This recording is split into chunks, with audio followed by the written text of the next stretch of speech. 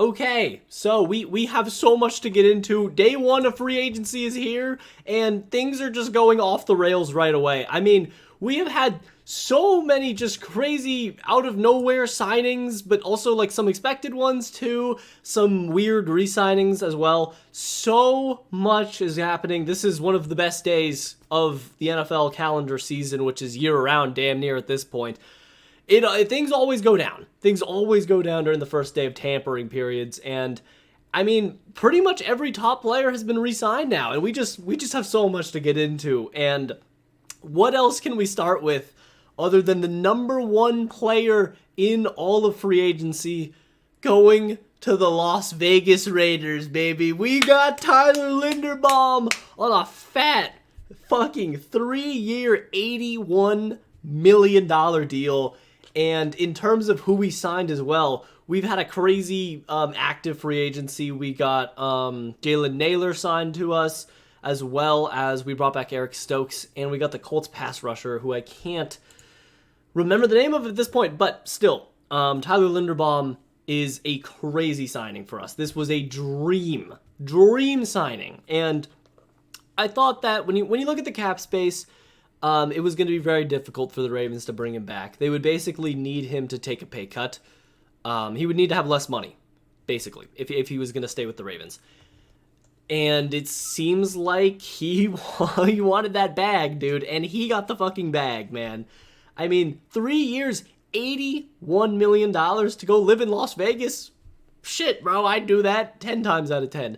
Again, this is like, as much as it pains me that we're not still in Oakland, of course, this is something that we would not have been able to do if we were in Oakland. Like, no one's coming here for fucking for 81 million even. But in Vegas, dude, like, we have some leverage now as a bigger market team, so that's a positive. And yeah, man, it's just beautiful, bro.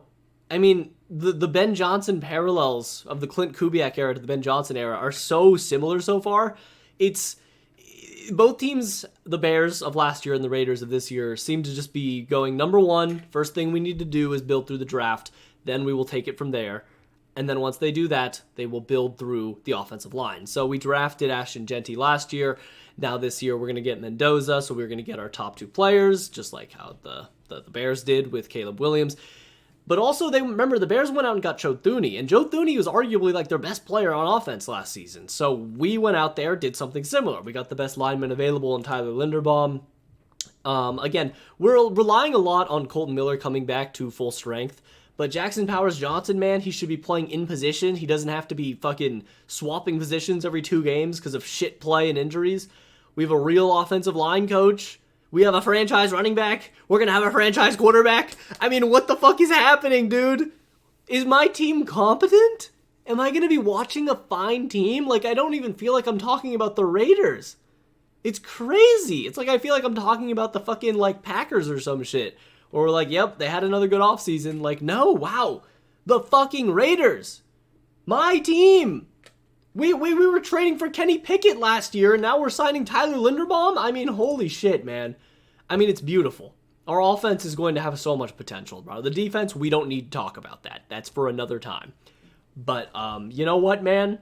It is what it is. This is a pretty good outcome, I suppose. Yeah, I didn't really think it could be better than this, to be honest. Yeah, we got Kwity Paye, I think that's how you pronounce his name. 3 years, $50 million. But yeah, so much crazy shit has been going on. That's just one of the things. And I was streaming too, and I actually caught that Linderbaum moment on stream, which is kind of crazy. Now, the big one we are still waiting on, and maybe by the time this video is posted, it will happen. But I just want to get a video out. I might need to make another one when it happens. But Trey Hendrickson is at this moment still a free agent, and I swear I've been refreshing Adam Schefter's Twitter. I'm on a Rap Report as well. We're just waiting on Trey Hendrickson. Every single report, I don't know if it's for fucking memes or not, has said he's going to the Cowboys. Cowboys want him. Like, of course the fucking Cowboys want him. The Cowboys want Justin Jefferson. Doesn't mean they're getting his ass.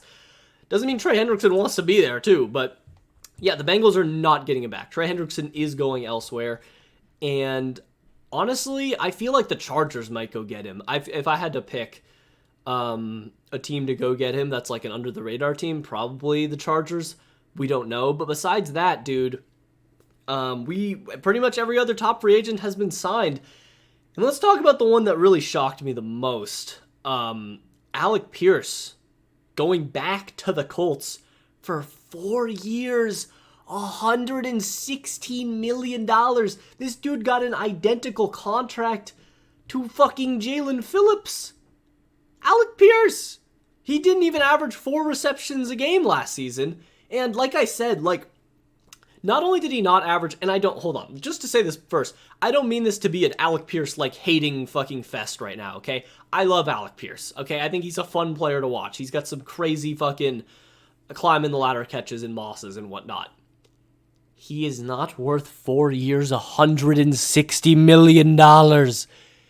He's not. He's simply not. That doesn't mean he's bad, but this is not a true number 1 receiver. He's simply not. And to pay him the same as Jalen Phillips is kind of fucking crazy. I don't know what the fuck the Colts are doing. I really don't. Because the Colts right now are at a point where they are locked into this team. They fucking threw away their future for Sauce Gardner. They need him to be healthy. They need Charvarius Ward to be healthy. They need DeForest Buckner to be healthy. They need Daniel Jones to be healthy. They weren't last year. So, you fall apart.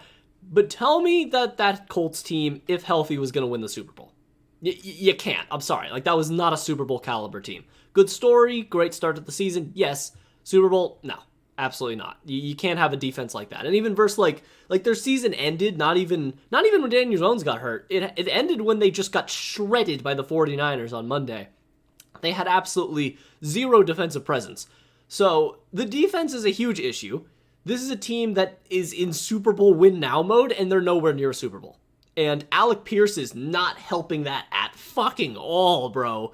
I'm sorry. I don't even think he's better than Michael Pittman, to be honest with you. I think it's close, but I don't know, man. That's just a crazy, crazy overpay for Alec fucking Pierce. And then some of the other deals that were shocking to me, we're still waiting on Devin Lloyd, too, by the way. It was another crazy one that hasn't gone through yet.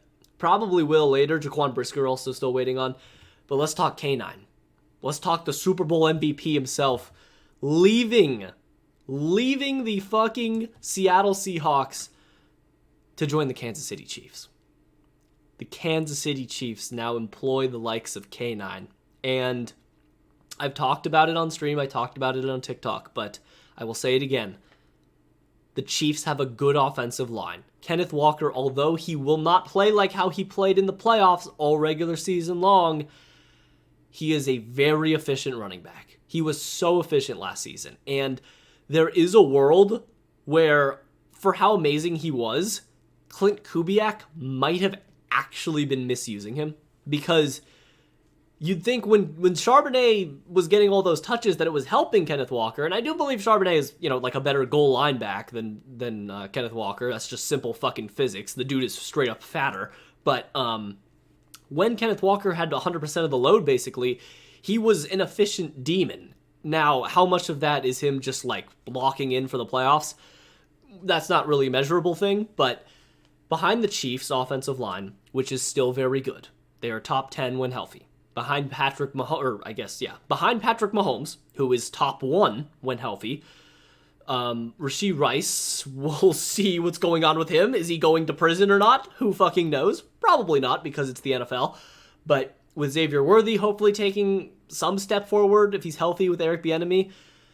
Listen, man, last time the Chiefs had a good running back, their offensive coordinator was Eric Bieniemy. Now, I don't want to disrespect that playoff Pacheco run a few years ago, but Kareem Hunt is their last good, consistent running back. And I mean prime Kareem Hunt, pre-Browns Kareem Hunt for the Chiefs. Also pre-him, getting a little too physical with that girl. The point being, the Chiefs made a great decision by hiring Kenneth Walker. Employing him in Kansas City was a good decision. Definitely. 3 years, $45 million too, is pretty solid. Or $43.5 million, excuse me. Hard to really do better than that.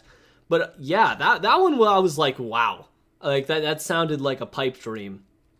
And another team, another contender, I guess. Well, I'm lumping in the Chiefs into contender reigns, but the Rams have had a very interesting offseason, right? So they went out, they got Jalen Watson today for 3 years, $51 million, which is also interesting for Kansas City because now they've lost Watson and McDuffie. The whole fucking Chiefs secondary is going to LA, which means that also with them getting Kenneth Walker, Jeremiah Love is pretty much off the table for them. You know, Kelsey's going back for one more year. Maybe they'll try to go get Sadiq at 9 and mold him into Travis Kelsey, or they'll go get a cornerback. Pick your corner basically there if you want any upside potential. Go ahead and take a shot. The point is, let's go back to the Rams for a second because, sorry, I'm just all over the place. There's so much to talk about here. Yeah, I might have to make another video just to cover everything that's going on. But, yeah, so the Rams go get Jalen Watson. They go get Trent McDuffie. McDuffie, on paper, has a great way of matching up with Jackson Smith-Njigba. And I think that's why they made this trade, to go get Trent McDuffie. They're giving up hella picks, but McDuffie is a slot demon. He was poorer last season. Without L'Jarius Sneed, he has been worse, but that's because he's been having to play more outside. He's more of an inside guy. And he's just great at everything, to be honest with you. He's an amazing tackler. The Rams have had problems with that. He's going to fucking press dudes off the line. We will see how the Seahawks offense, I guess, evolves or regresses without Clint Kubiak, how they use Jackson Smith-Njigba, because they used him in so many creative sets.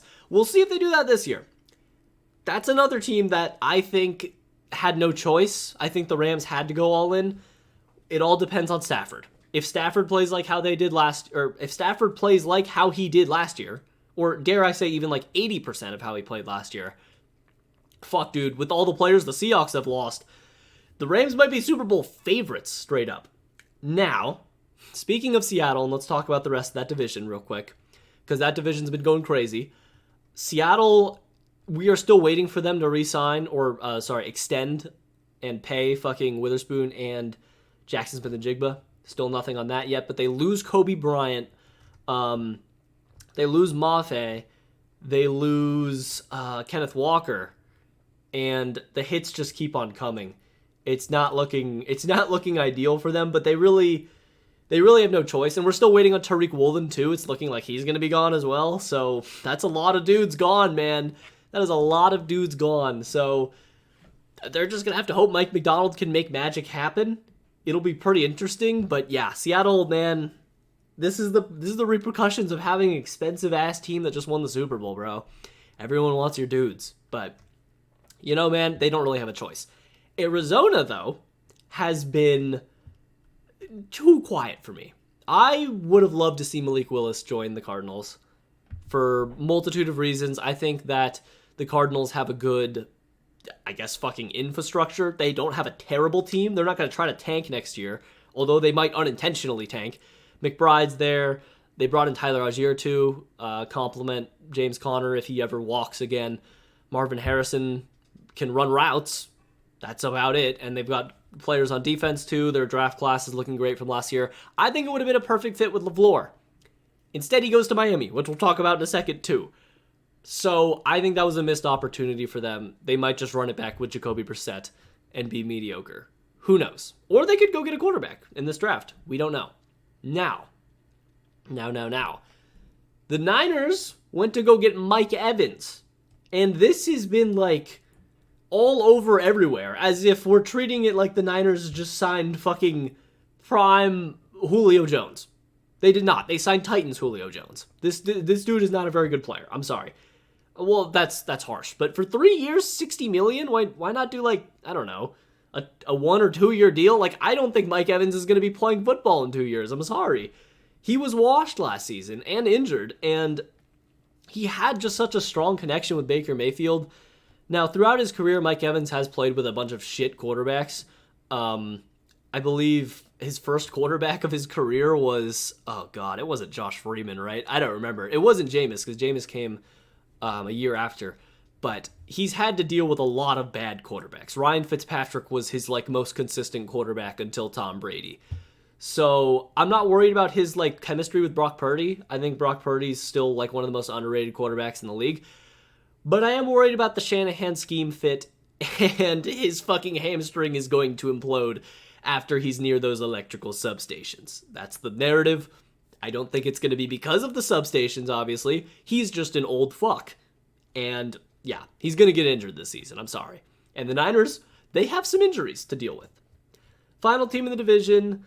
Niners are the final team in that division. Don't know what I'm talking about. But they haven't made any other huge moves. So let's talk about the biggest move outside of the ones we've discussed so far. That being Jalen Phillips to the Carolina Panthers. This is another one that's going to go under the radar too, because it's, Carolina, people don't care as much. But yeah, man, this is a great move. Great move. Jalen Phillips was kind of like swept under the radar, I guess, because of him in Philadelphia, and Philly was just imploding, and that's what everyone was looking at. But their pass rush was really terrible, and he was kind of the only one bringing pressure at all versus the Niners in that playoff game.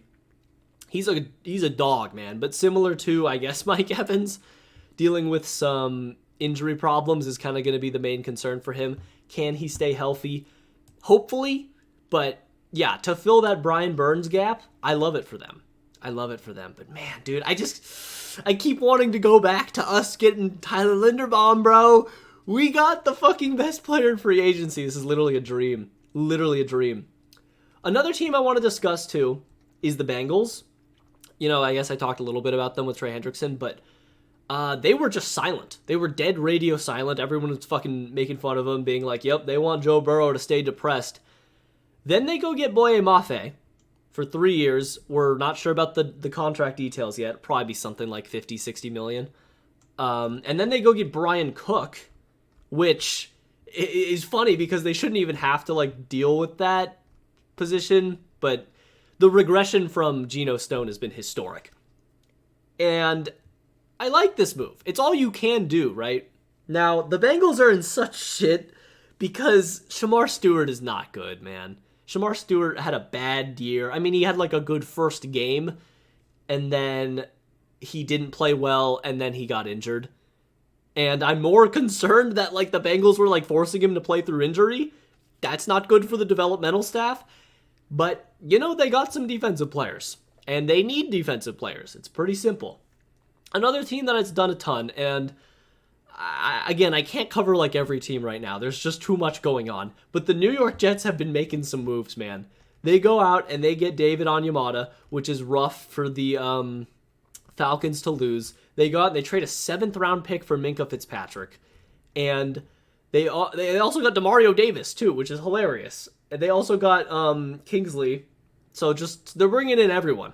Aaron Glenn is like, I will not do this. I cannot coach this fucking team with zero talent. It's just still so funny that they literally brought in this defensive-minded coach and they have the worst defensive season since like 1930. So he's not letting that embarrassment happen again. I like it. They're still going to be shit enough to tank. Fuck, if they want to just purposely lose, they can throw out Brady Cook. They will lose every football game. So yeah, man, I think that's pretty much everything that's going on. I feel like I covered all the top signings. Odafe Owe went to the Commanders too, 4-year, $100 million deal. Like that for them. They need a full reset though. They need to like fully rebuild. Their defense is old and fucking slow. John Franklin Myers went to the Titans. Yeah, the Titans have had another sneaky good offseason so far. Wan'Dale Robinson, finally a weapon for Cam Ward, which again, with them bringing in John Franklin Myers, Robert Saleh seems to be cooking up something. So all of a sudden, don't be shocked if they disregard wide receiver in the first round or two. Maybe go get a late dude like Jacoby Lane or something in the 4th or 3rd. But yeah, it's looking like they're going to go like Reuben Bain, Arvell Reese, David Bailey in the first round. We will see, though. Who knows? Anything's possible. But yeah, man, there's a lot going on so far, and there's still a lot more to go. We still got Jaquan Brisker, Devin Lloyd, Kyler Murray. He's still out there. Tua went to the Falcons, too. Tua went to the Falcons. I forgot about that. I don't even need to discuss that because he's just like, he's going to back him up, right? Surely he's just a backup. I don't know, man. The Falcons are so funny. But yeah, that's all I got for now. I'll probably make a follow-up video in the next day or two and more free agency shit happens. But yeah, just kind of saying my thoughts. Thanks for watching.